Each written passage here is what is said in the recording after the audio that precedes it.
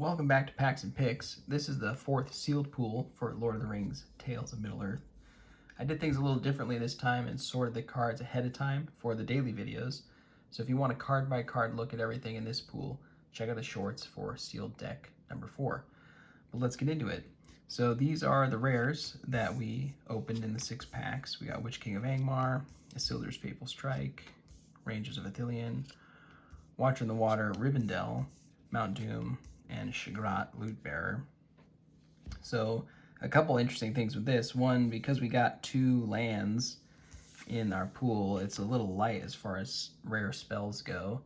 But then also we've got 2 black and 2 blue rares along with a couple of on color lands. So when I saw this, my first thought was this pool is basically going to build itself into a blue-black deck, but as we'll see as we go in, it didn't actually work out that way. So let's take a look at how it did end up.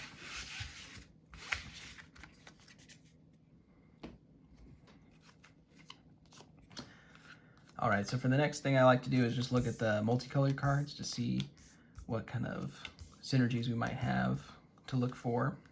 And we've got this as our multicolor options. We got Marhur, the Mouth of Sauron, Denethor, Legolas, and Frodo Baggins.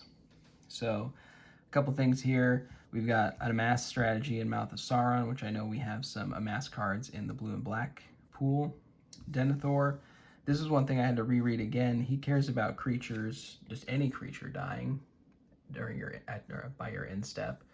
Normally this effect is usually like a non-token creature, so this is something I thought was interesting. Maybe we could abuse with some tokens if we want to splash for white, if we do go with that blue-black.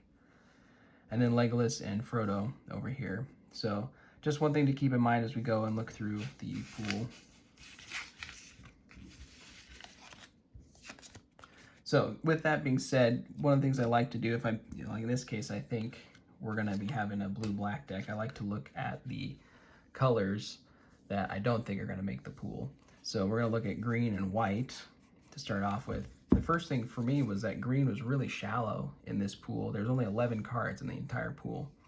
And some of the notable ones, we got Bombadil's Song, Ents Fury, Woe's Pathfinder, but really it starts to drop off from there. We've got Generous Ent, Revive the Shire, a couple copies of Brandywine Farmer, and some Shower of Arrows for a sideboard if we've got an opponent with a lot of flyers. But nothing really exciting me out of green in this pool. So really I steered away from green, and there wasn't anything in the rare or really the multicolored slot that made me excited about running green. White, on the other hand, it does have some interesting things. So they do have a lot in this pool for supporting out of a go wide strategy. So Now for Wrath, Now for Ruin, Esquire of the King, Eagles of the North. So all supporting, going wide with a lot of tokens potentially.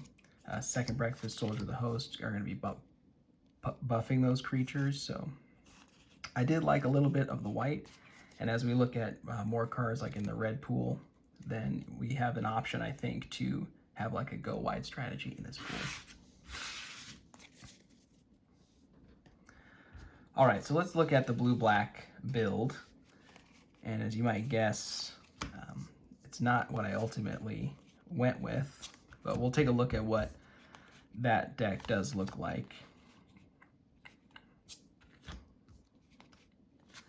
All right, so here's the black cards, and then the blue cards for that build.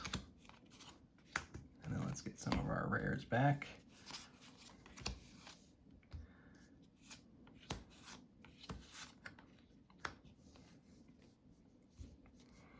All right, so this is kind of what the blue-black build looks like, maybe minus 1 or 2 cards that I forgot to throw in here.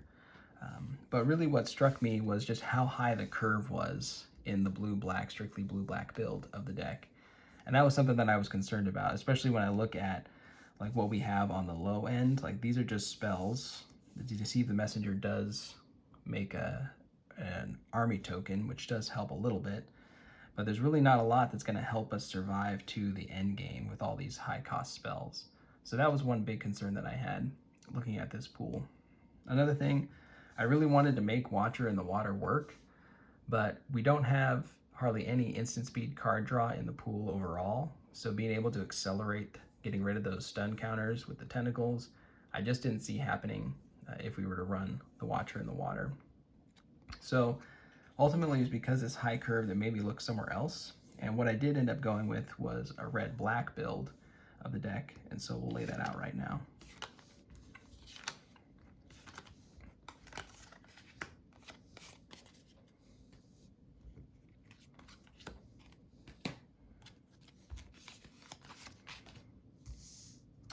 So yeah, I did go with the red-black build, and what I was happy with is that it did definitely bring the curve down, which was a goal that I wanted to try to achieve by doing this.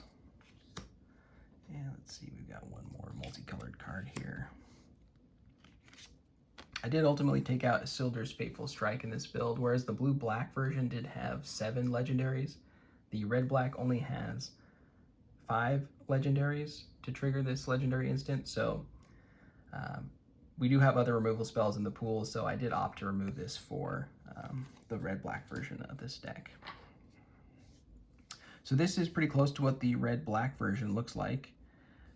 One thing that I really like here is we've got a decent amount of token strategy or token enablers with Rally the Hornburg, Oath of the Grey Host. That's going to help turn on things like Lash of the Balrog, which needs to sacrifice things to make it cheaper, or Nasty End gives us some card draw if we sacrifice a creature. So I think this is going to accomplish some of the goals that I wanted the blue-black to have. We've got a lower curve that's going to help us stay alive until we can cast things like the Witch King of Angmar or Aemir at the top end. Shigrat here is really just a 4-mana 4/4 since we don't have any means to trigger the Amass, since we don't have any equipment actually even in the pool. And really, that's the deck right there. I do think there were a couple different directions you could go with this pool. I do think there might be a red-white build here as well. We've got some of the token generators in Rally the Hornburg that we could synergize with the buffing of white that we saw in the pool. There also might be a controlling blue shell where you do use Watcher in the Water. We had a little package here with 2 copies of Isolation of Orthanc and 2 Glorious Gale, so you might be able to build a version of the deck where you just are controlling the board long enough to get Watcher in the Water to trigger kind of naturally by going late into the game. But that's the pool as it sits. Thank you so much for watching, and we'll see you next time.